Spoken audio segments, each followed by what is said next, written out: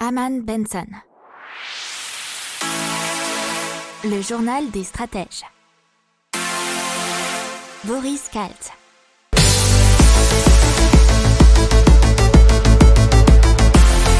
Bonjour à tous et bienvenue dans le journal des stratèges pour l'intégrale Impact.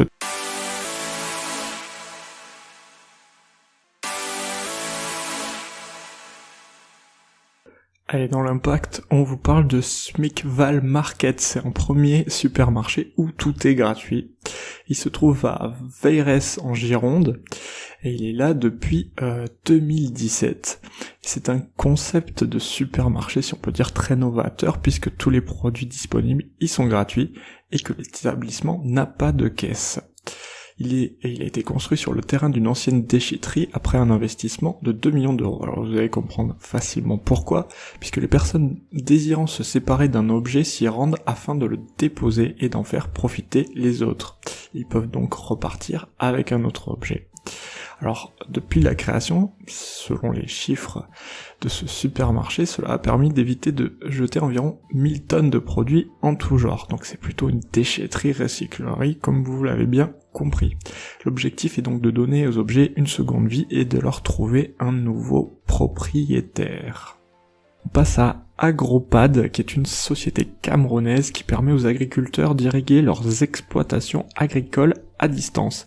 Et cela donc bien sûr avec un téléphone portable grâce à une application qui actionne un automate par l'envoi de SMS. Alors le dispositif il est vert puisqu'il fonctionne à l'énergie solaire photovoltaïque et vient fournir à la plante à la quantité d'eau et d'engrais exact en fonction du taux d'humidité, de la pluviométrie et du type de plantation.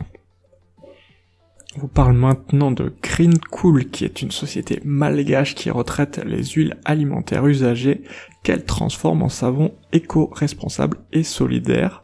Elle effectue aussi un travail de sensibilisation au tri sélectif et aussi de valorisation des déchets dans les communautés. Elle propose également des activités culturelles sur le thème du développement durable, bien sûr, à Madagascar.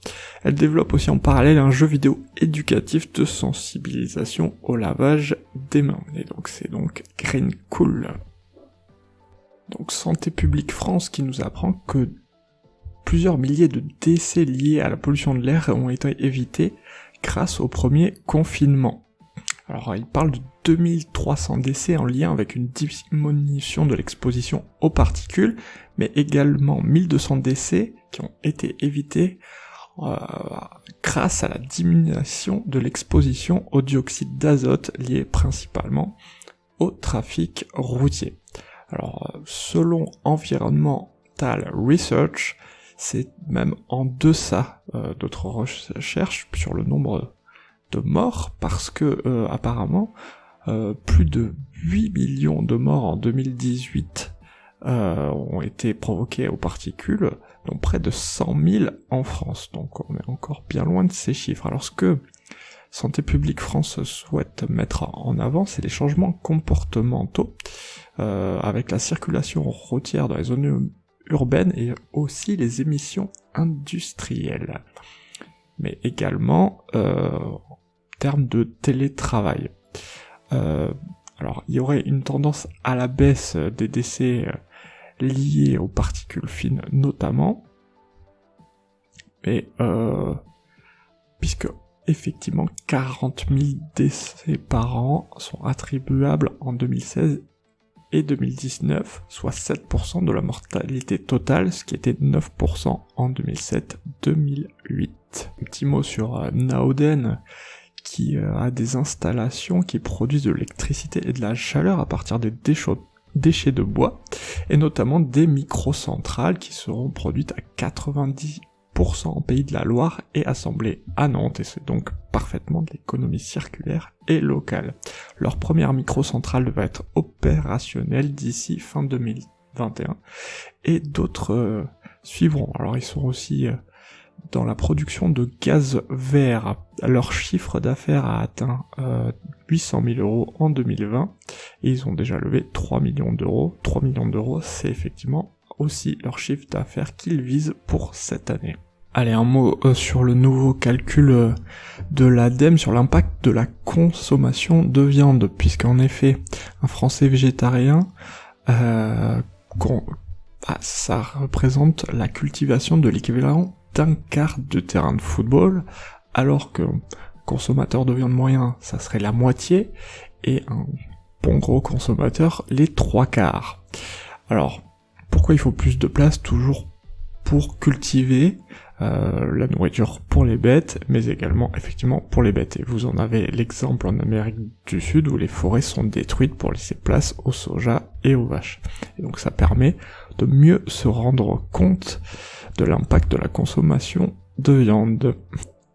Un petit mot sur la Nouvelle-Zélande qui va obliger le secteur financier à évaluer son impact sur le climat. Donc l'idée c'est de contraindre les établissements financiers à évaluer l'impact de leurs activités sur le réchauffement de la planète. Les banques et assureurs dont le total des actifs dépasse 1 milliard de dollars néo-zélandais, soit 590 millions d'euros, sont concernés. Et maintenant on vous parle d'une proposition de loi au Sénat pour booster l'énergie hydraulique, puisque l'énergie hydraulique quand même pas mal, puisque ça représente 13% du total de l'an dernier, et donc c'est un bon pilier vert du mix énergétique français. Donc c'est le sénateur LR Daniel Grémillet qui veut proposer cette loi qui tend à inscrire l'hydroélectricité au cœur de la transition énergétique et de la relance économique. Et dans son texte, il souhaite simplifier la réglementation sur ce secteur et relâcher la pression fiscale sur ces installations. Il faut savoir que cette filière représente pour le moment près de 12 000 emplois. Alors l'horizon futur et l'horizon hydroélectrique de 2028, c'est une production de 27,5 gigawatts de capacité. Les niveaux visés sont supérieurs à ce que prévoit aujourd'hui la PPE, c'est la programmation pluriannuelle de l'énergie pour 2028 qui serait de 26,4 à 26,7. Voilà, on suivra les avancées avec grand intérêt. Voilà, c'est tout pour aujourd'hui, je vous souhaite une excellente journée et un bon week-end, et je vous dis à lundi pour des infos fraîches. N'oubliez pas que ce week-end, vous pouvez écouter les intégrales de cette semaine si vous le souhaitez. Ciao.